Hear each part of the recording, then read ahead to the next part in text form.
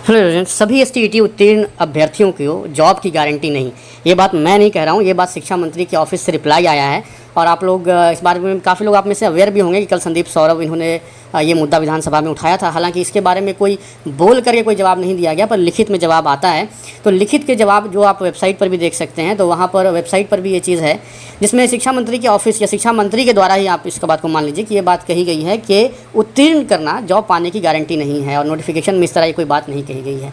अब इस बात का क्या मतलब है, एक बार पढ़ेंगे वो सारे डॉक्यूमेंट को और उसके बाद इस पर बात करेंगे। आपके स्क्रीन पर भी दिख रहा है, संदीप सौरभ का ही अकाउंट है। उन्होंने कल ये चीज़ लिखा था कि एसटीईटी 2019 की बहाली के संदर्भ में मेरे पूछे गए प्रश्न का माननीय मंत्री द्वारा गलत और गुमराह करने वाला जवाब दिया गया है। हालांकि सदन में इस पर बहस नहीं हो पाई। सरकार के गलत जवाब का भी जवाब दिया जाएगा सबूत के साथ। कमेंट में आप तर्क और सबूत दे सकते हैं। तो ये बात इन्होंने लिखा है और एसटीईटी कैंडिडेट से ये सबूत मांग रहे हैं इस बात का कि जो सरकार कह रही है वो बातें गलत है। अब एक बार मैं आपको पहले वो इमेज दिखाता हूँ जहाँ पर ये सारी बातचीत, इनके जो सवाल थे और जो रिप्लाई आया है वो तमाम चीज़ें आपकी स्क्रीन पर देखिए अभी, और इसको थोड़ा सा स्क्रॉल करेंगे। सबसे ऊपर देखिए, संदीप सौरभ माननीय विधायक द्वारा 27/7/2021 को पूछे जाने वाले तारांकित प्रश्न संख्या शिक्षा 32 का उत्तर सामग्री। क्या मंत्री शिक्षा विभाग यह बतलाने की कृपा करेंगे। लेफ़्ट साइड में देखिए जो सवाल हैं वो लेफ़्ट साइड में है, तो इसको पहले सवाल को एक बार पढ़ते हैं। क्या यह बात सही है कि एसटीईटी 2019 के विज्ञापन के अनुसार कुल 37,000 रिक्तियों के विरुद्ध उतने ही अभ्यर्थियों के विषयवार एवं कोटिवार मेधा सूची जारी कर उन्हें नियुक्ति दी जाएगी तथा 12 मार्च 2021 के परिणाम में 24,599 अभ्यर्थियों को क्वालिफाई घोषित कर उन सबकी नौकरी पक्की समझी जाए। अब ये वाला जो सवाल है ना, ये मेरिट वालों के भी फेवर में जाता है और क्वालिफाई वाले के भी फेवर में जाता है। इसका रीज़न ये है कि अगर आप ऊपरी हिस्सा देखें, मेधा सूची की बात हो रही है और उनकी जॉब की गारंटी की बात हो रही है, नियुक्ति की बात हो रही है, और उसके नीचे देखें तो सभी क्वालिफाई की बात हो रही है। तो ये इन्होंने जो विधायक हैं इन्होंने भी बड़ा बैलेंस बना के रखा है। और दूसरा सवाल देखिए, क्योंकि दोनों सवालों का जवाब एक जगह है। क्या ये बात सही है कि 21 जून 2021 को जारी 24,599 अभ्यर्थियों की मेधा सूची में गड़बड़ी हुई है तथा सरकार नियुक्ति के बजाय नियोजन, ये सब बातें भी यहाँ पर लिखी हुई हैं। अब देखिए राइट साइड में देखिए इनका जवाब क्या था।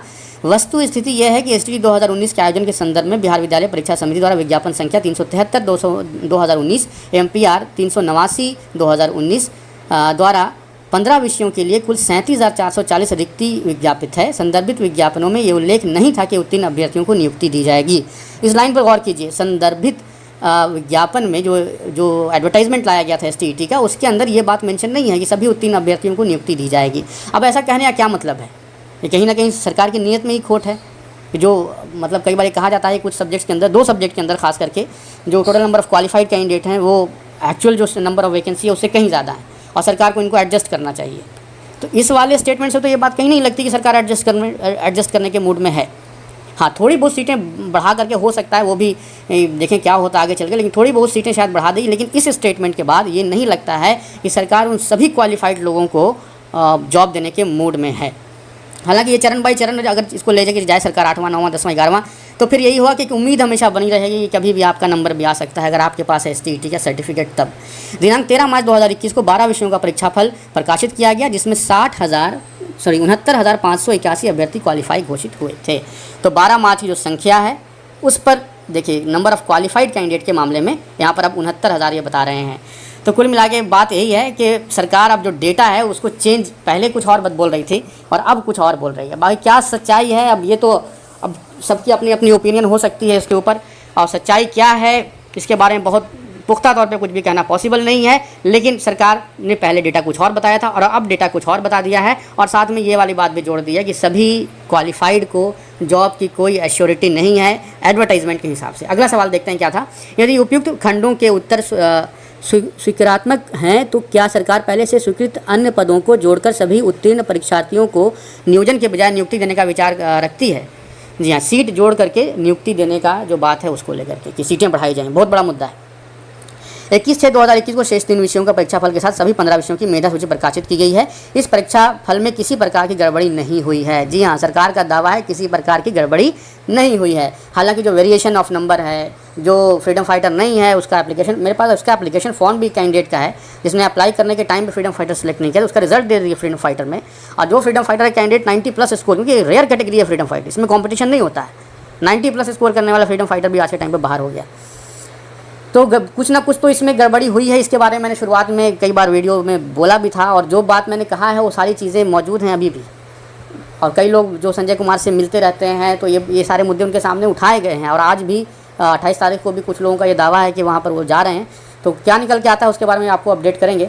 तो STET 2019 के लिए न्यूनतम उत्तीर्णांक के आधार पर क्वालिफाइड घोषित सभी अभ्यर्थियों को माध्यमिक और उच्च माध्यमिक के 7वें और आगे के नियुक्ति के चरण में सम्मिलित होने का अवसर मिलेगा। अब इसमें क्लियरली जवाब नहीं दिया गया यहाँ पर कि सीट बढ़ाई जाएगी कि नहीं, हाँ या ना कुछ भी नहीं कहा गया। बस ये कहा गया कि 7वें चरण और उसके आगे के चरण में, मतलब जो STET 2019 की वैकेंसी थी एटलीस्ट उतनी, और जो बीच में जो कैबिनेट से अप्रूव हो रखी है वो, और साथ में कुछ बैकलॉग जोड़ के ये तमाम सीटें 7वें फेज़ में आने जा रही हैं। ये गारंटी इस बात की, इसको कोई रोक नहीं सकता, क्योंकि जो कैबिनेट से अप्रूव हो रखी, वित्त विभाग से अप्रूव हो रखी, वो तो आएगी वैकेंसी 7वें फेज़ में। थोड़ी बहुत तो बढ़ेगा ही, पर बहुत ज़्यादा नहीं बढ़ेगा, ऐसा मेरा अनुमान है। लेकिन बहुत बड़ा लेवल पर अगर आपको सीटें बढ़ाना है हर एक सब्जेक्ट में, मान लीजिए जहाँ कहीं भी कमी हो रहा है वहाँ 10,000 15,000 बढ़ाना चाहते हैं, जैसे राजस्थान में 10,000 प्लस सीट अभी कंप्यूटर साइंस वालों को दिया गया, उस तरह का मेजर चंक अगर चाहिए तो उसके लिए फिर सरकार को एक बड़ा इनिशिएटिव लेना पड़ेगा। बड़ा इनिशिएटिव सरकार आमतौर पे 2 ही कंडीशन में ले सकती है। अगर सरकार का योजना हो कि हम सोसाइटी में कुछ भला करना चाहते हैं, एजुकेशन डिपार्टमेंट में कुछ अच्छा करना चाहते हैं, या नहीं तो सरकार प्रेशर में हो, जनता के प्रेशर में हो। तो अभी पता नहीं सरकार इसको करेगी कि नहीं करेगी, बाकी कर दे तो बहुत अच्छा है। इसके लिए बहुत सारे लोग चाहते हैं कि सीटें ज़्यादा से ज़्यादा बढ़ें और ज़्यादा से ज़्यादा लोगों को जॉब मिल सके जो कि STET क्वालिफाइड है। क्योंकि सरकार ने एक टाइम पे कहा था कि सबकी जॉब पक्की है। अब किसी की उम्मीद लगाए किसी की उम्मीद तोड़ देना, ये बहुत ही गलत बात है।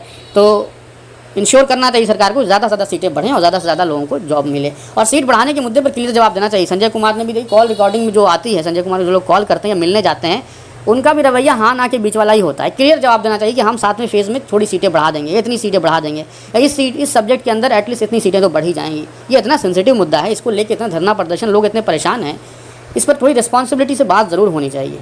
तो यही सारी चीज़ें थे जो कि विधानसभा में सवाल उठाया इन्होंने, जो पालीगंज के MLA हैं, इनका जवाब यह आया। आगे भी अगर STET का मुद्दा उठता है तो अपडेट करेंगे आपको।